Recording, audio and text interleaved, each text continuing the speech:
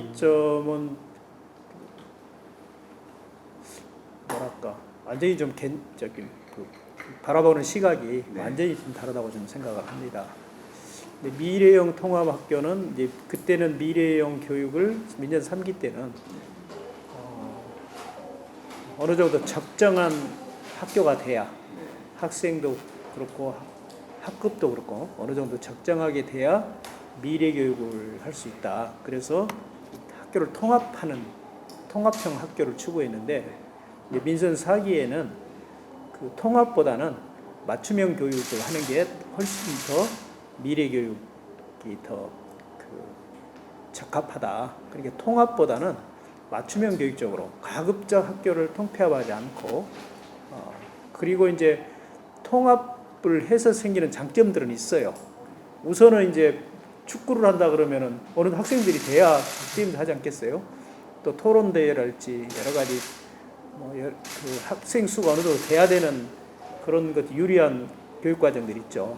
그런 교육 과정은 공동 교육 과정을 만들어서 일주일에 하루나 이틀을 특성화하는 학교로 가서 그러니까 나는 시인이 되고 싶다 그러면 시인이 되려고 하는 학생들은 어떤 이제 A라는 초등학교나 중학교에 가서 좀 특성화 교육과정을 갖고 있는 데로 가서 이제 그날 학교를 글로 가서 하는 거죠.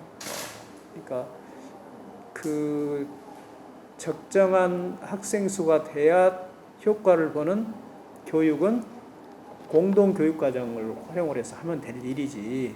그렇다고 해서 학교를 통폐합하는 것은 오히려 지역 소멸을 앞당기는 거다. 저희들은 그렇게 생각을 해서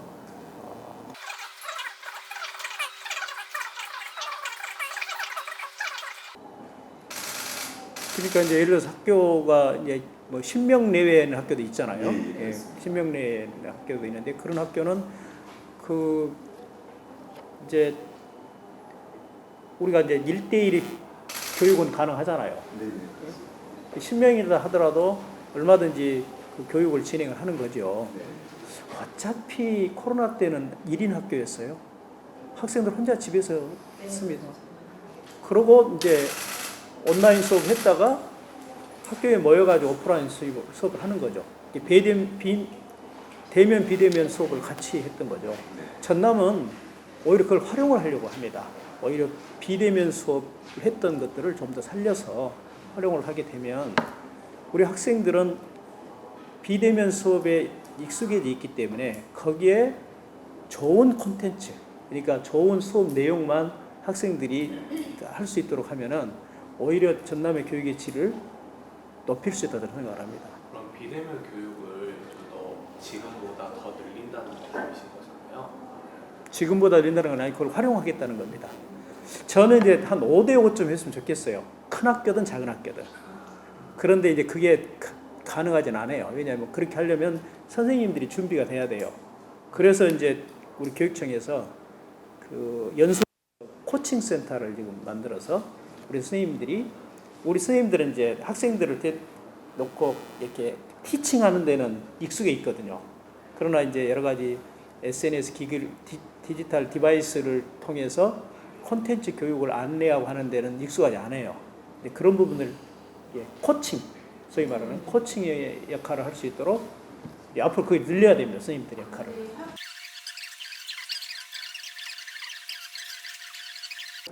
많은 준비가 필요한데요. 그런 문제들, 아까 이제 최주 기자님 이야기했던 그런 문제에 대한 어려움은 공동교육 과정으로.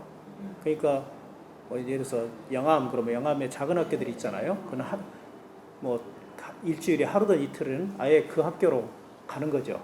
그래서 거기 가면 이제 여러 학교가 모이게 되니까 적정한 수가 모이게 되는 거죠. 그러면 거기에 많은 수업을 하는 겁니다.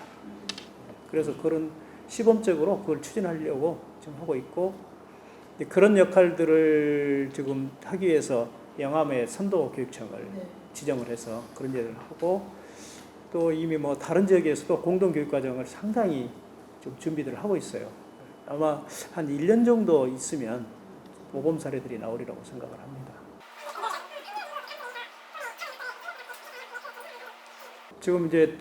지금 제가 이야기했던 그런 그 정책들이 이제 그 시군 지원청이나 학교에도 많이 좀 확산이 돼서 그런 그 변화들이 일어나고 있고요.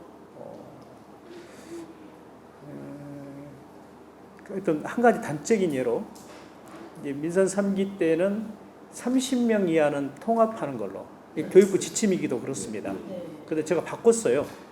그 10명 이하로 10명 이하는 그것도 이제 10명 이하도 학부모님과 지역 주민들이 반대하면 안 하는 걸로.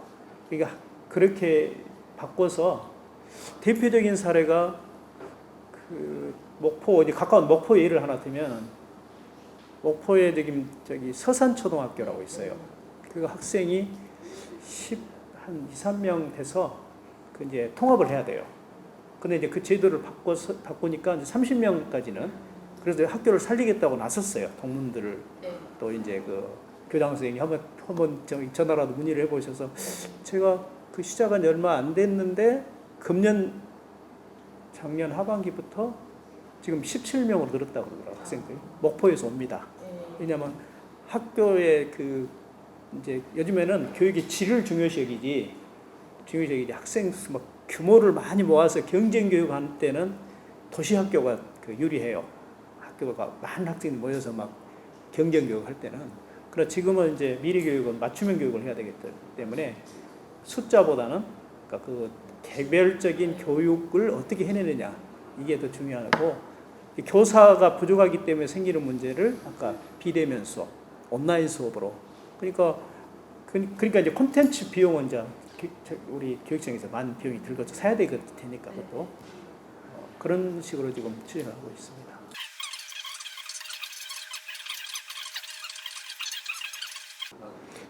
기자님은 어쨌든 간에 지금 교사 수의 부족함을 이야기를 하는 그러잖아요. 예. 그러면 학생들을 다 더 모은다고 해서 교사 수 늘어나는 건 아니거든요.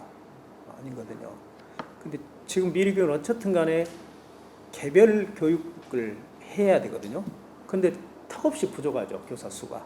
그래서 그 턱없이 부족한 부분들은 이제 정부를 통해서 뭐 교원 수를 더 줄라고 하면 절대 좀 감축을 하려고 하지 줄질 않았기 때문에 그 부분을 정부만 타다고 있을 게 아니라 아까 말했던 온라인 수업 같은 그런 것들을 학생들이 더 익히도록 해서 그런 그 전남의 그 어려움을 오히려 극복하는 방향으로 가자 이렇게 하고 있고요. 이제 필요하면은 이제 공동교육과정은 이제 작은 학교가 이제 한 서너 학교가 모이게 되면은 그 한 반이 예를 들어서 뭐 3, 40명이 될 수 있잖아요. 수업할 때는 모이게 되면. 근데 더 좋은 점은 뭐냐면 그 3, 40명이 모였을 때 선생님이 두세 분이 돼요. 한 반에. 훨씬 맞춤형 교육을 잘할 수가 있습니다. 혼자 그 산술적으로 혼자 10명의 학생을 가르치는 케이스하고 30명을 모아놓고 3명의 교사가 들어가 가르치는 것하고 3명의 교사 가르치는 것이 훨씬 더 교육의 질이 높아지는 그런 과목들이 많습니다. 싱가포르 같은 그렇게 해요. 시간이 이제 또 없어서